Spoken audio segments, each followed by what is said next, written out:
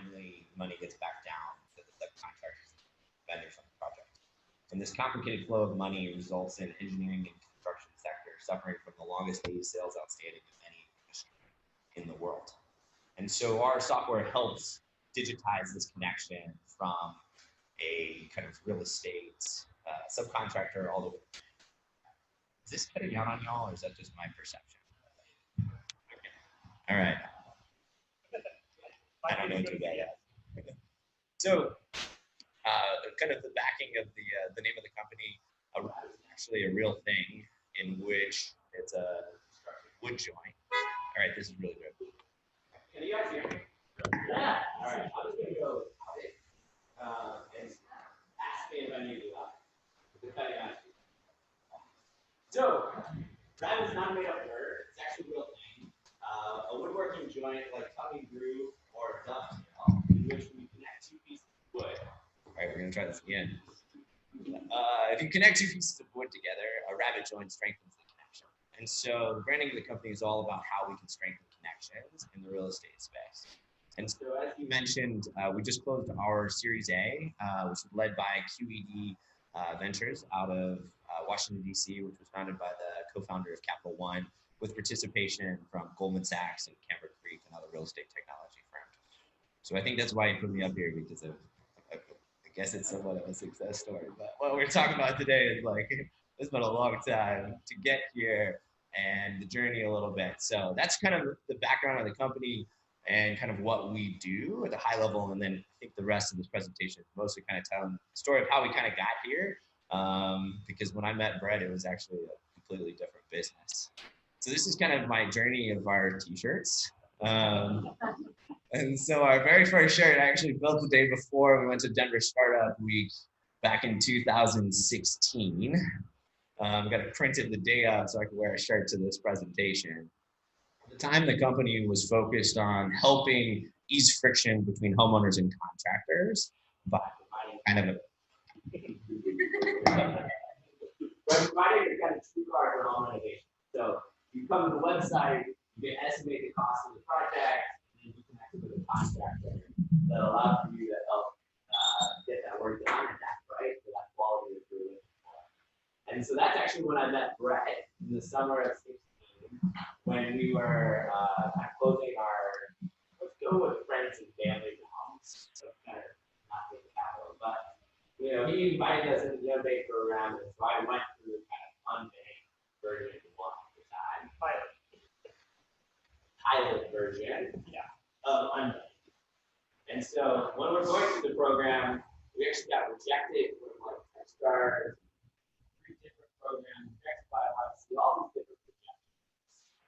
And kind of by the end of the program, the sad face in the second picture there, kind of came to the realization that the business model, although kind of an interesting opportunity, was not really going to scale in the way that we hoped it to. We run out of cash.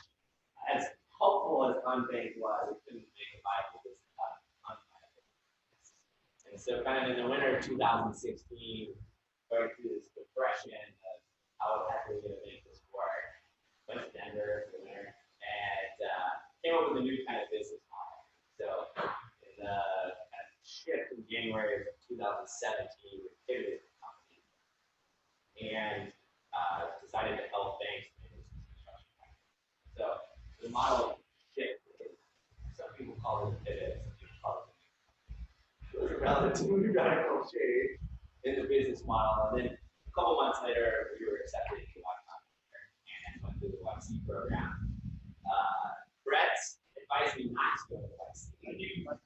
Yeah, it was 2 a.m. the night that we got accepted. I didn't accept the call. We've been accepted to another kind of accelerator program at the same time. And worked with banks. So worked with banks. And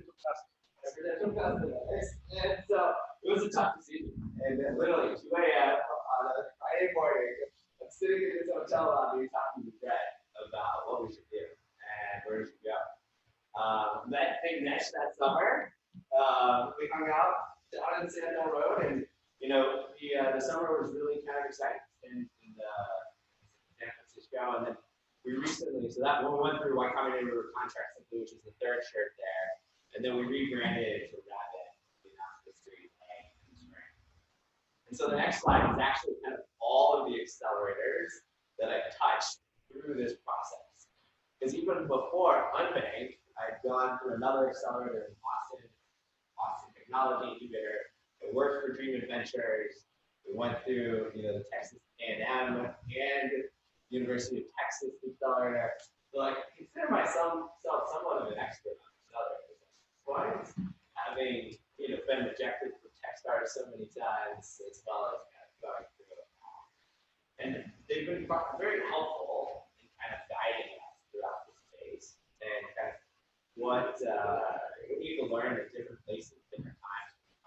So I think one of the things that we wanted to talk about was kind of the journey of figuring out. We feel like now we've got some semblance of success with the Series A.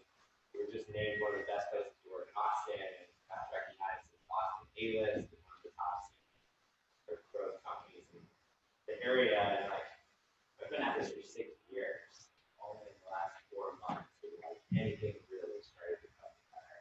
And I think what everybody thinks is it happens really quickly. We went through Unbank in 2016, and here we are 3 years later, kind of finally starting to kind of get some steps forward. And so the team now is up to 23 people, which is crazy to think that 23 people were my idea of game, right? They have kids and families and stuff. It's really intimidating. People that it's crazy to see kind of how it's grown. What my role is when we went through how many of those 3 of us, and you literally do everything. The other 2 people were both engineers,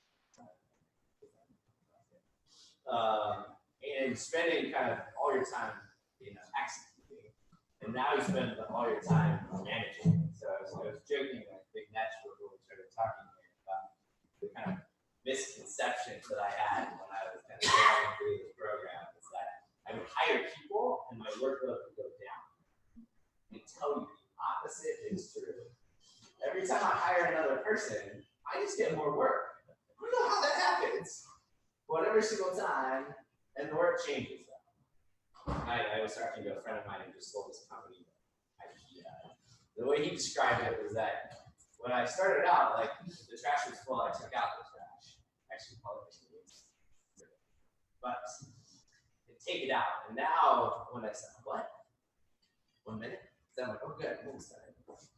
So the thing has shifted, and now instead of trying to take the trash out, I've got to figure out why the trash is full. So making sure that the trash bin responsibility is in somebody's job description.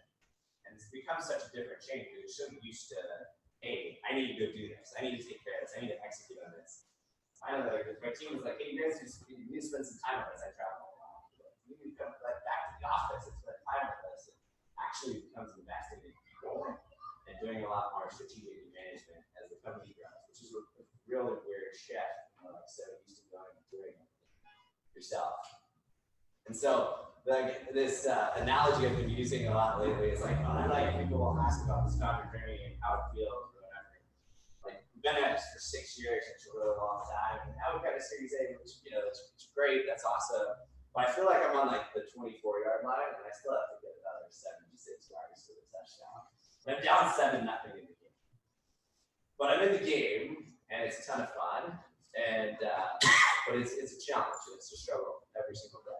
So with that, done on my founder's journey. Okay. And I'll turn it over to you.